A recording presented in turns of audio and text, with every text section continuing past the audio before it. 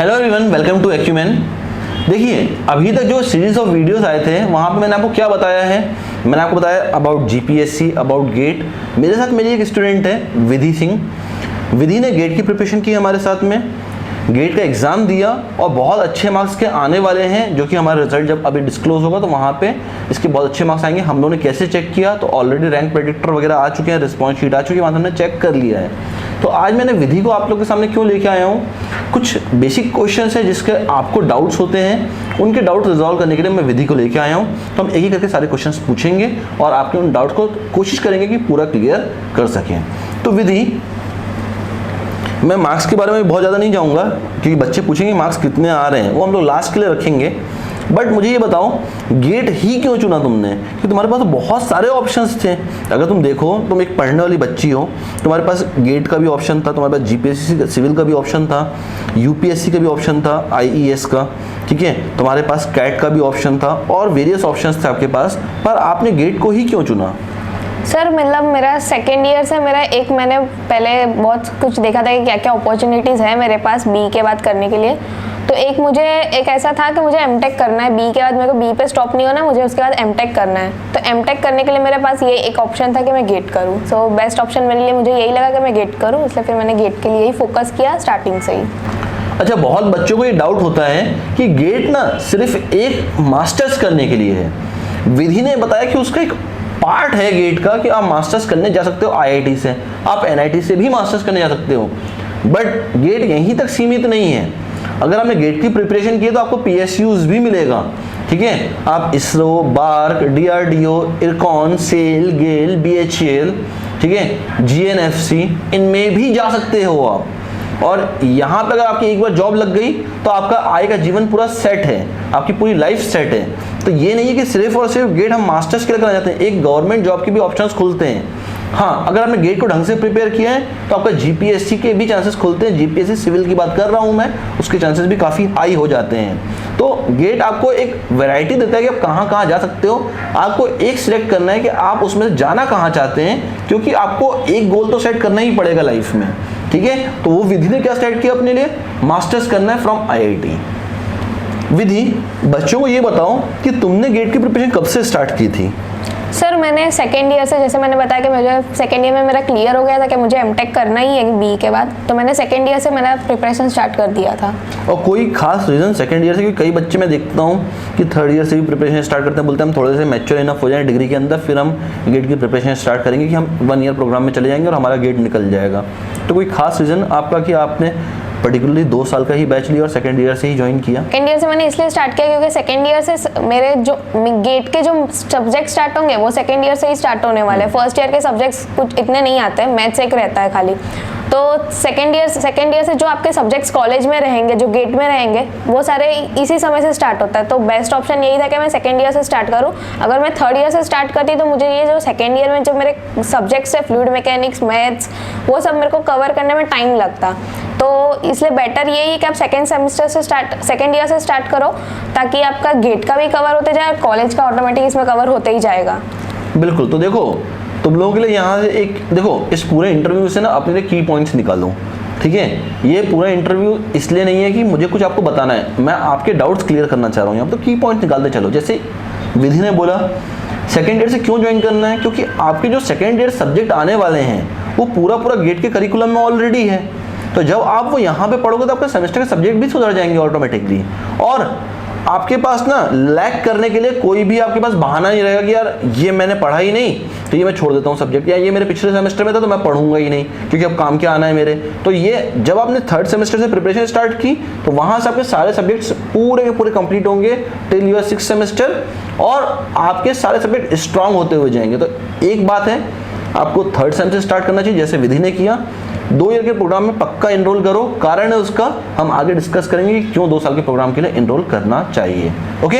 अच्छा विधि, बहुत सारे बच्चे जो ज्वाइन करते हैं ना, उनको ये लगता है कि हमने 2 साल का बैच लिया तो पहले साल तो मौज मस्ती करते हुए गुजार दो, ठीक है। पहले साल तो हम आते हैं टेस्ट करने कि गेट क्या होता है, मौज मस्ती में गुजार दिए, ज़्यादा पढ़ते नहीं है, गेट का पेपर भी लिखाते हैं। सोचते हैं सेकेंड ईयर में बहुत अच्छे से मेहनत करेंगे और फिर गेट का पेपर निकालेंगे।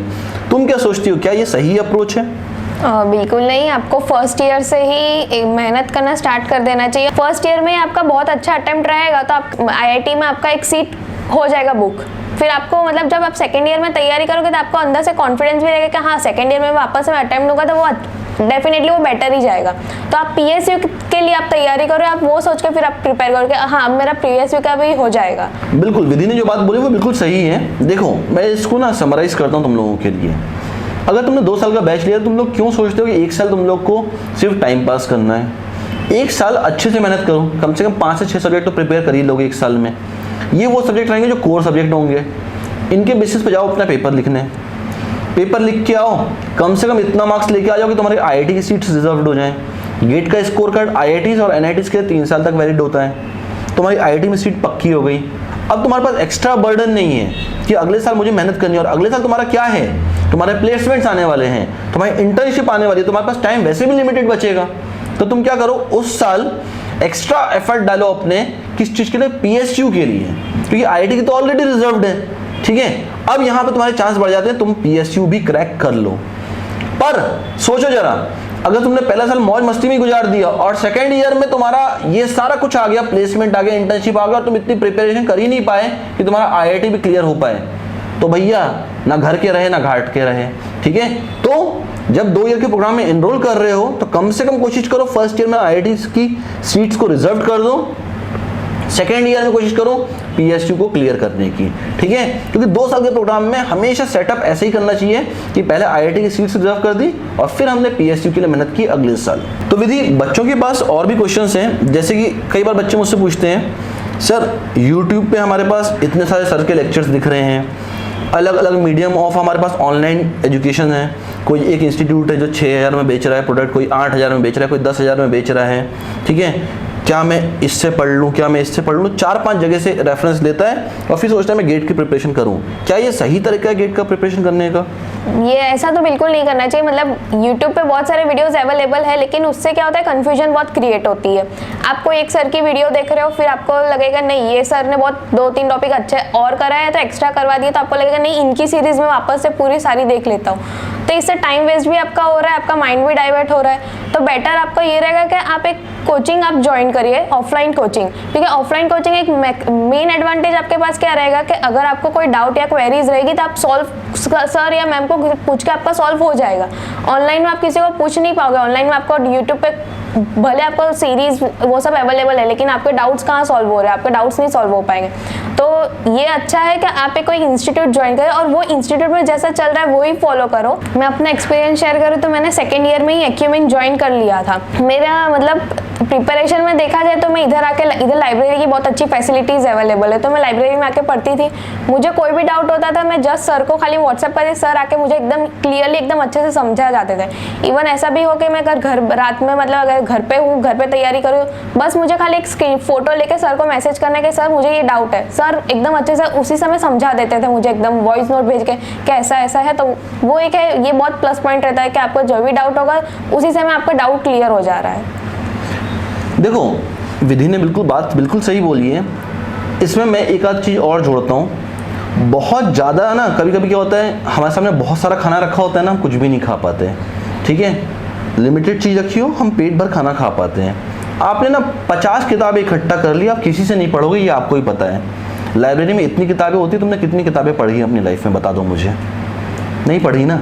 सेम चीज़, जब बहुत सारे ऑप्शंस होंगे ना, तुम यही देखते रहोगे कौन सा अच्छा है, इसमें से पढ़ तो पाओगे ही नहीं, टाइम वेस्ट हो जाएगा। सेकेंड चीज़, जनरली ऑफलाइन बेटर क्यों है, उसका रीज़न विधि ने आपको बताया।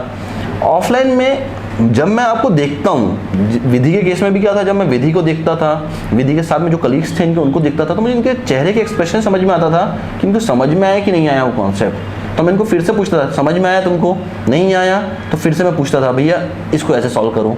ठीक है, डाउट हुआ तो मैं तुरंत के तुरंत इनको बता देता था वो डाउट। तो ये एक बहुत बड़ा एडेड एडवांटेज है किसका, ऑफलाइन क्लास का। और देखो भगवान ना जीवन में एक ही किसी को मानो, एक ही किसी को भगवान मानना चाहिए।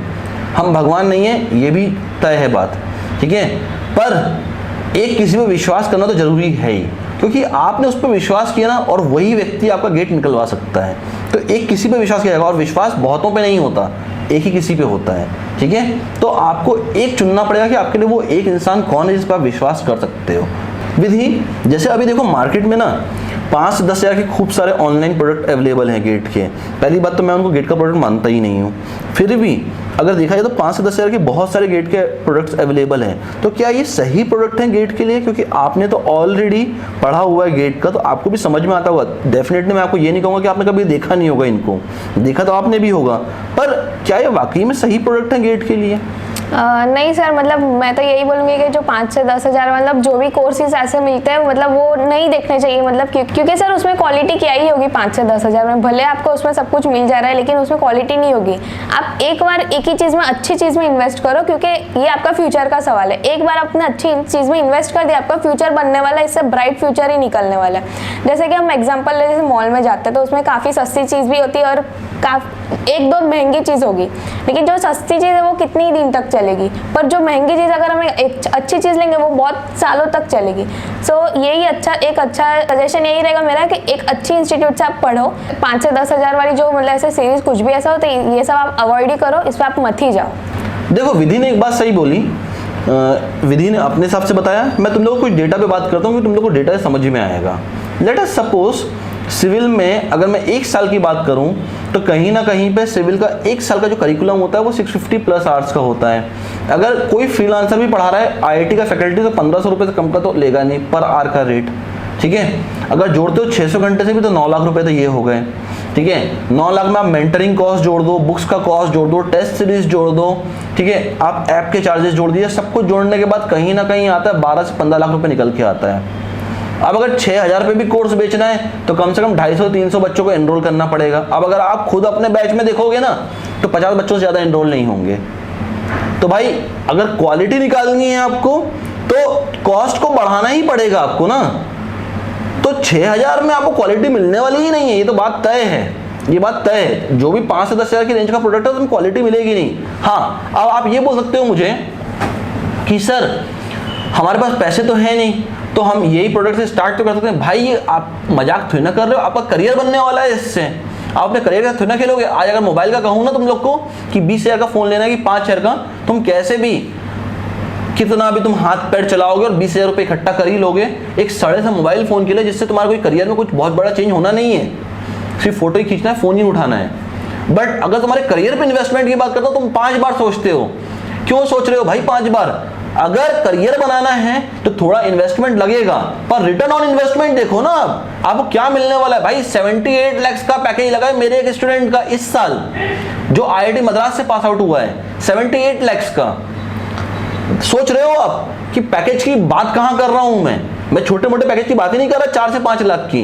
तो आप अपना करियर देखिए, आपका करियर का इन्वेस्टमेंट आप किस चीज पे कर रहे हैं। आप अपने करियर पे इन्वेस्टमेंट कर रहे हैं। हम लोग गाड़ी पे इन्वेस्टमेंट करते हैं, घर पे इन्वेस्टमेंट करते हैं, मोबाइल पे इन्वेस्टमेंट करते हैं, जो कि सबकी सब कैसी हैं, हमारे करियर से रिलेटेड नहीं है, ये सब हमारे फैशन का एक पार्ट है।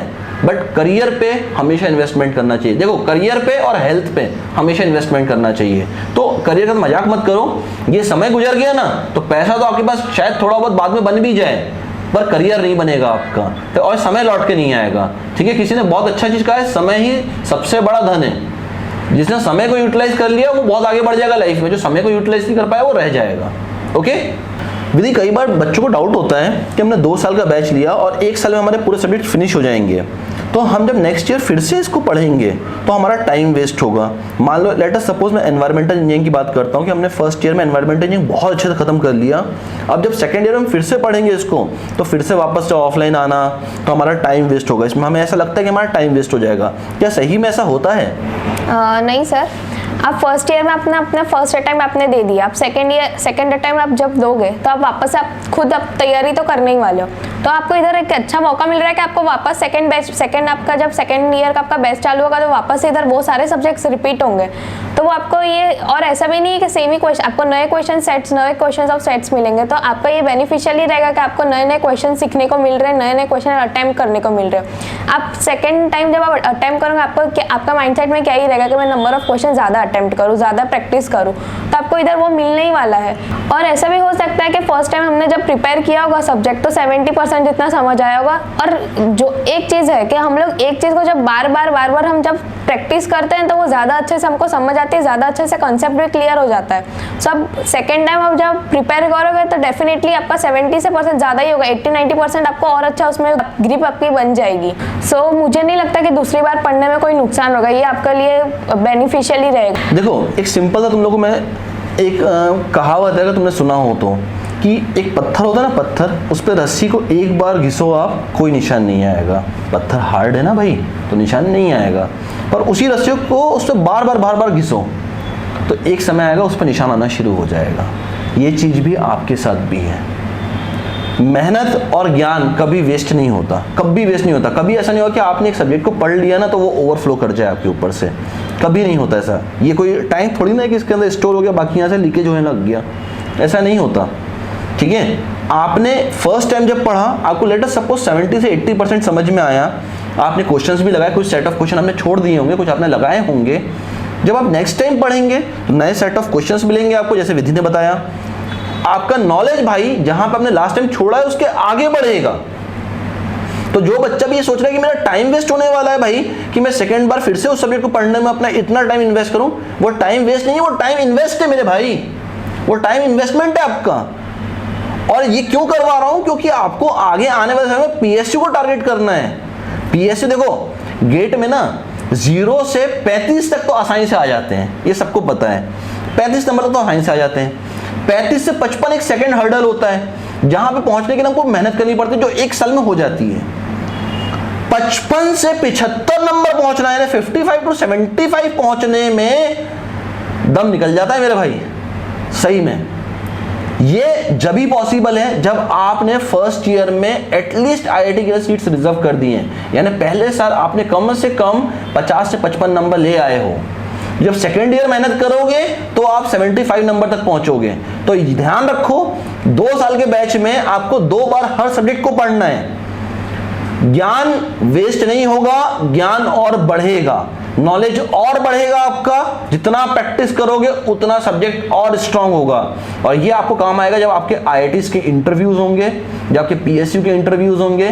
ठीक है, वहां पे आपको ये बहुत काम आने वाला है। तो भाई मेरी बात मानो, अपने दिमाग में से इधर उधर कन्फ्यूजन हटा दो कि क्या हमारे लिए 2 साल के बैच में सिर्फ 1 साल ही पढ़ने को होता है, 1 साल हमें अपनी प्रिपरेशन खुद से करनी है। नहीं, आपको दोनों साल प्रिपरेशन यहीं से करनी है, ताकि आपका एक अच्छी जगह पे सिलेक्शन हो जाए। विधि, जैसे बच्चों के ना बहुत सारे डाउट होते हैं। ठीक है, एक बच्चे का मेरे पास डाउट आया था, और ऐसे बहुत सारे बच्चों के डाउट आते रहते हैं। देखो क्लास में ना कुछ चुनिंदा स्टूडेंट्स होते हैं जो गेट की प्रिपरेशन करते हैं, बट मेजोरिटी क्राउड ऐसा जो कुछ नहीं करता है ना। जो एक बहुत महान पुरुष ने कहा हुआ है, जब कुछ नहीं करते वो कमाल करते हैं। अब आपको पता है कौन ने कहा है, आप सब जानते भी हो उनको, मैं नाम नहीं लूँगा। ठीक है, जो कुछ नहीं करते वो कमाल करते हैं, पर ऐसा नहीं है जो कुछ नहीं करते वो कुछ भी नहीं करते। ठीक है, ये सच्चाई ये है। तो अब आते हैं मुद्दे पे। जो बच्चे कुछ नहीं कर रहे कॉलेज में, वो जनरली ये बोलते हैं यार तुमने गेट करके क्या ही कर लिया, तो तुमने इस सिचुएशन को कैसे हैंडल किया। कि कई बार ऐसा होता है ना, बच्चे आपको मिसगाइड बहुत ज़्यादा करते हैं कि यार तुम तो गेट कर रहे हो, तुमसे क्या ही हो पाएगा। तुमने कैसे इस सिचुएशन को हैंडल किया? सर मतलब हर चीज़ का उसी समय जवाब देना ज़रूरी नहीं है, और इसमें तो देने की कोई ज़रूरत ही नहीं है आपको जवाब। आपका रिजल्ट ही, आप जब जिस दिन आप रिजल्ट लेके आओगे, आपका रिजल्ट उनको पता चलेगा, उनको ऑटोमेटिकली उनको जवाब मिल जाएगा उनका। सो मैं तो ये सब का अवॉइड ही करती थी, मैं ज़्यादा इतना कुछ लोड नहीं सोचती नहीं थी। देखो इसने जितने शांति से बता दी ना ये चीज़, तुम लोग को भी उतनी शांति से इसको हैंडल करना है। ठीक है, कई बार ऐसा हुआ कि आपके बहुत सारे दोस्त आपको मिसगाइड करने की कोशिश करते हैं कि यार तुम क्या ही कर लोगे गेट करके। उनको बोलना सही में कुछ नहीं कर पाएंगे, या कुछ बोलो ही मत, चुपचाप रहो उस समय। हर लड़ाई उसी समय पे लड़के नहीं जीती जाती, कुछ लड़ाइयों का एक समय देना होता है, फिर हम जीतते हैं उस लड़ाई को। जिस दिन आपका गेट का रिजल्ट आएगा, जिस दिन आपको आईआईटी में सिलेक्ट हो जाओगे, एनआईटी में सिलेक्ट होगा या पीएसयू में सिलेक्ट हो गए, बिना बोले ही उनको जवाब मिल जाएगा। कई बार आपके दोस्त ना आपको मिसगाइड कर देंगे, नहीं इधर से मत पढ़ उधर से पढ़ मेरे भाई। उनको बोलना मेरे पास इतना नॉलेज है, किससे पढ़ना है। ठीक है, और इस दौरान जनरली मैं प्रेफर करता हूँ कि बच्चा मेंटरिंग करवाए, क्योंकि ये बहुत एक बड़ा सिचुएशन होता है जहाँ पे आप डिमोटिवेट होते हैं। क्योंकि कई बार ऐसा होता है ना, आप प्रोफेसर की बात इतनी जल्दी नहीं मानते, ठीक है, दोस्तों की बात बहुत जल्दी मान लेते हैं, और ये इनके केस में भी काफ़ी बार हुआ है। पर इनने कैसे हैंडल किया, तुमने कैसे हैंडल किया था इसको विधि? सर मतलब इधर हमें मेंटरिंग, एक्यूमेन में मेंटरिंग भी प्रोवाइड करती थी, तो मेरे को कभी भी ऐसा कंफ्यूजन ऐसा कुछ क्लियर होता था ना, तो मैं सर को बोलती थी सर मेरे को एक बार मेंटरिंग की ज़रूरत है, आप मुझे एक बार मेंटरिंग दे दीजिए, तो बस फिर थोड़ा बहुत जो मतलब कंफ्यूजन आता था दिमाग में वो क्लियर हो जाता था। देखो गेट की प्रिपरेशन एक लंबी प्रिपरेशन है, इस दौरान बहुत सारा डिमोटिवेशन भी आएगा आपके अंदर। उस समय पे आपका मेंटोर का रोल इंपॉर्टेंट होता है कि वो आपको वापस से ट्रैक के अंदर ले आए, वापस से उस गेम के अंदर ले आए, और ये आपका मेंटोर ही कर सकता है, क्योंकि वो आपके करियर को देख रहा है कहाँ पे पहुँचाना है।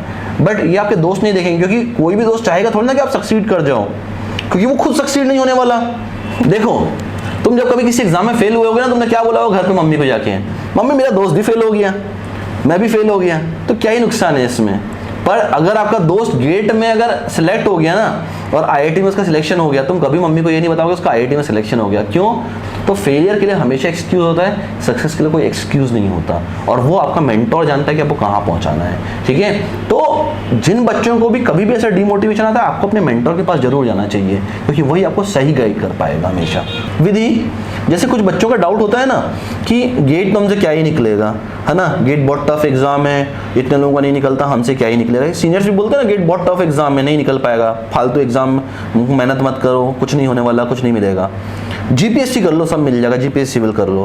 तो तुम क्या सोचते हो, वाकई में गेट एक टफ एग्जाम है, और क्या जीपीएससी सिविल कर लेना चाहिए, सीधा सीधा एक गवर्नमेंट जॉब मिल जाए? क्या सोचती हो तुम इस बारे में?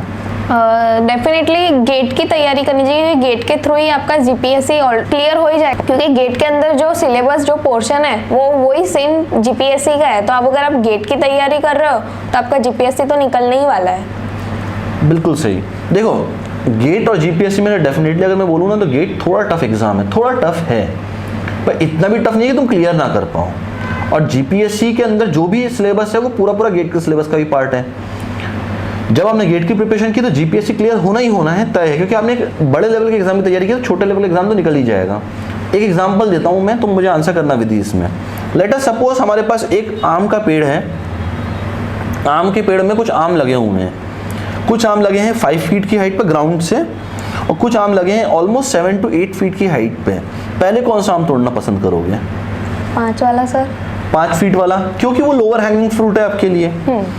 सिमिलरली अगर कोई डिग्री का बच्चा है तो उसके लिए सबसे पहला एग्जाम कौन सा है जो वो देने वाला है, वो है गेट का एग्जाम, जो आपको अपने इंजीनियरिंग के दौरान देना है, 3rd ईयर में और फाइनल ईयर में। तो आपको पहला एग्जाम तो यही लिखना है ना।